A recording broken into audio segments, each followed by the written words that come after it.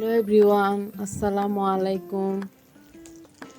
মাছের ডিম তো অনেকভাবে খেয়েছেন, ভাজি করে, ভুনা করে। তো মাছের ডিমকে ঝোল করে রান্না করে আজকে দেখাচ্ছি। আমার বেশিরভাগ মাছের ডিম ঝোল করে আলু দিয়ে এভাবে রান্না করলেই বেশি ভালো লাগে। কারণ ভুনা করলে প্রথম একটু তেল বেশি লাগে, দ্বিতীয়ত অনেক বেশি পরিমাণে হয়ে যায়। আর যে মাছের ডিম বেশি বড় থাকে সেই মাছের ডিমে এরকম ভুনা করলে অনেক বেশি হয়ে যায়। তো খাওয়াও এতগুলো কিন্তু এভাবে ভুনা খাওয়া অন্যদের জানি না কেমন, কিন্তু আমি পারি না। তো মাঝে মাঝে করি, ভুনাও করি আমি। তো আজকে আমি মাছের ডিম একটু লবণ হলুদ দিয়ে মেখে, এখানে আমি একটা মাছের ডিমের অর্ধেকটা নিয়েছি। তো আপনারা আপনাদের যতটুকু প্রয়োজন ততটুকু নেবেন। এই অর্ধেকটাই কিন্তু অনেক বেশি হয়ে গেছে।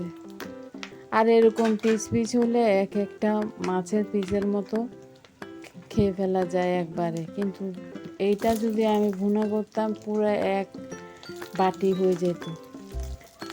তো এভাবে রান্না করলে কিন্তু মজা লাগে, ডিমটা অনেক শক্ত শক্ত হয়। তো ডিমটাকে এখন আমি ভেজে নিয়েছি লবণ হলুদ মেখে। এভাবে ডিমটা কাঁচা অবস্থায় কেটে নেবেন, তাহলে পরে কাটতে কিন্তু অনেক হয়। তো এখন এখানে আমি পেঁয়াজ দিয়ে দিচ্ছি পরিমাণ মতো। পেঁয়াজ আপনাদের পছন্দ মতো দিবেন, আপনারা যেমন খান।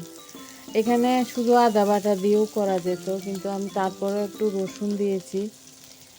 রসুন যারা খান না তারা রসুন দেবেন না, শুধু আদা বাটা দিয়েও করলেও হবে। এখানে আমি আদা বাটা আর একটু লবণ দিয়ে রসুন বাটা দিয়ে ভেজে নিব মশলাটা ভাজা হয়ে গেলে তো আমি গুঁড়া মশলাগুলো দিয়ে দিব। এখন গুঁড়ো মশলার মধ্যে আমি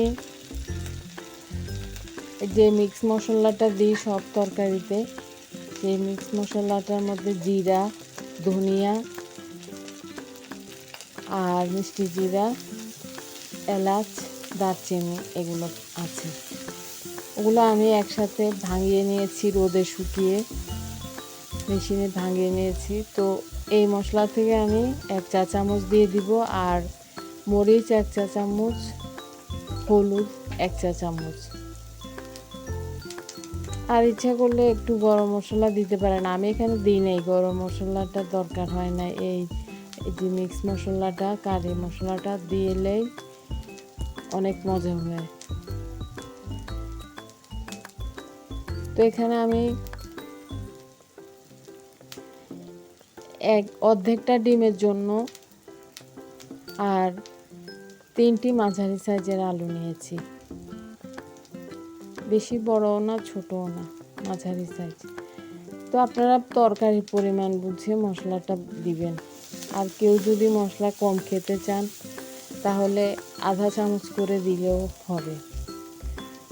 আমি এখানে মশলাটা ভালো করে পানি দিয়ে গুলে নিয়েছি। এবার পানি দিয়ে গুলে নিলে মশলাটা পুড়ে যায় না। তো এখন মশলাটিকে আমি ভালোভাবে গুলিয়ে নিয়ে পেঁয়াজের মধ্যে ঢেলে দিয়েছি।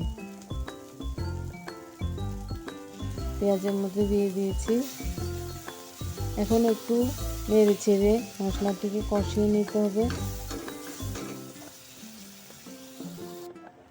একটু পানি দিয়ে আমি কষিয়ে নিয়েছি। এখন এর মধ্যে আমি আলুগুলো দিয়ে দিব, কেটে রাখা। আপনারা তরকারির জন্য যেভাবে আমরা আলু কাটি লম্বা লম্বা করে কাটবেন, যার যেমন ভালো লাগে।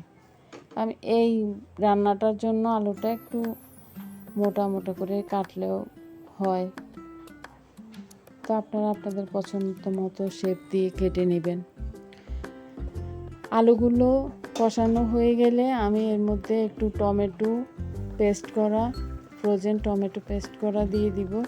এখানে আমি সিজন থাকলে কাঁচা টমেটো দিতাম, তো আমি তো অফ সিজনে কাঁচা টমেটো কিনি না।